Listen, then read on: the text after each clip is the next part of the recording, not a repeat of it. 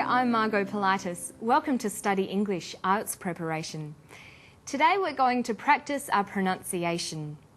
We'll see how pronunciation can change when linking consonants, and then we'll practice pronouncing words beginning with H. Let's begin by taking a look at the story. It's about an area in Melbourne that used to be home to the growling grass frog. It really would have been a fantastic biodiverse area. It's a situation where you've got the Yarra River outflow meeting the bay. So you've got the freshwater ecosystem and the marine ecosystem coming together at that point. These growling grass frogs were here in their millions, hundreds of millions of them probably living in Melbourne, and they have disappeared very, very dramatically. Doing conservation with an animal that people recognise and where they've had a personal experience of an animal disappearing, they understand the reality of what's happening around them and they want to help. And we can get lots of people to come along to a habitat like this and say, I want growling grass frogs back here for my kids and my grandkids, because when I come down, I want to be able to find some tadpoles to show them. Spoken English can be quite different from written English. When you listen to someone speaking English, their words will often flow together. This is because native speakers will connect unstressed words with stressed words. Where these links occur, sentences might sound different to what you'd expect. Have a look at this sentence. He's gone out to dinner. We stress he's, gone, out, and dinner. The to is unstressed. When we link out, which is stressed, and to, which is unstressed, the final t sound in out is held slightly longer. He's gone out to dinner.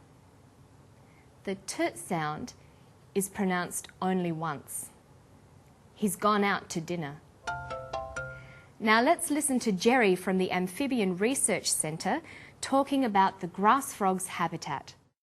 We can get lots of people to come along to a habitat like this and say, I want growling grass frogs back here for my kids and my grandkids, because when I come down, I want to be able to find some tadpoles to show them. Jerry says, I want to. The final t sound in want is held slightly longer on the tongue. Then to is pronounced. The t sound is pronounced only once. I want to. This type of linking is called consonant plus same consonant linking. Let's see what happens when a final consonant is linked with a consonant that's similar. Listen to how Jerry links the words around them. Doing conservation with an animal that people recognise and where they've had a personal experience of an animal disappearing, they understand the reality of what's happening around them and they want to help. Jerry says around them. The final d sound in around is similar in pronunciation to the first sound in the word them. This means the sounds are articulated very close to the same position in the mouth. When you articulate d, you can feel your tongue against your tooth ridge, like this, d. And when you say the, your tongue is between your top and bottom teeth, like this, the. When you are linking words with similar sounds, the final consonant and the first consonant will be pronounced very close to each other in the mouth. This is the case with the final d and initial the sound in around them. This type of linking is called consonant and similar consonant linking. You'll notice that around is stressed, but them is unstressed. Jerry also uses the words show them. Here, show is stressed and them is unstressed, so we say show them. This is vowel and consonant linking.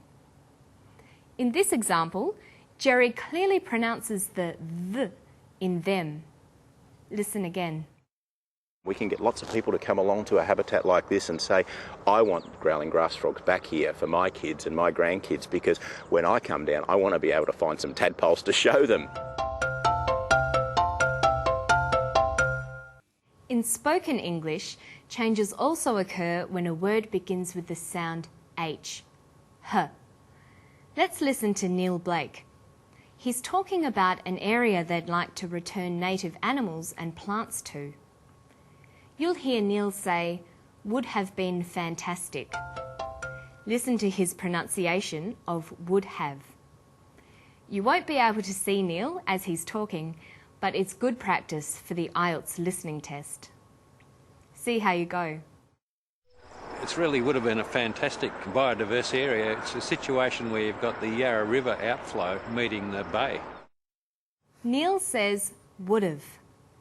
When unstressed words begin with the letter H, the H sound is often dropped in connected speech. Here's another example. I think he's in a meeting. The word think is stressed in this sentence, and he's is unstressed. When these words are linked, the H is dropped. In spoken English, we would say, I think he's in a meeting. Some common words that begin with the H sound and are weak forms include the pronouns he, her, him, and his. There's also these auxiliary verbs, have, had, and has. These pronouns and auxiliary verbs have both strong and weak forms. When they are unstressed, the H sound is dropped. But when stressed, the H sound is pronounced. Now let's listen to Jerry. When he says they have, does he pronounce the H? These growling grass frogs were here in their millions, hundreds of millions of them probably living in Melbourne, and they have disappeared very, very dramatically. Because Jerry stressed the auxiliary verb have, the H sound is pronounced. He says, they have.